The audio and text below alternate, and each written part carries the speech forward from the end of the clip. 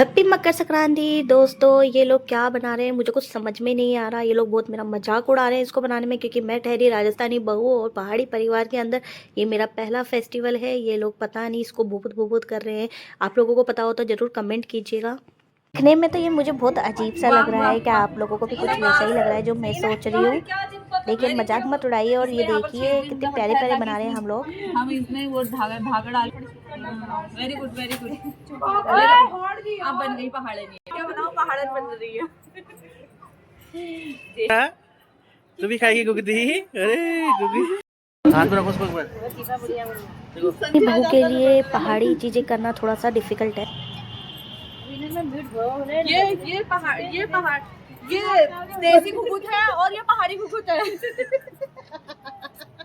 तो सुखा के नीचे लेके आ गए। अब हम इसको तल रहे हैं और उसके बाद हम लोग इसको खा लेंगे। Happy Makar Sankranti. Bye bye. मेरे चैनल को लाइक शेयर सब्सक्राइब कीजिए। Thank you.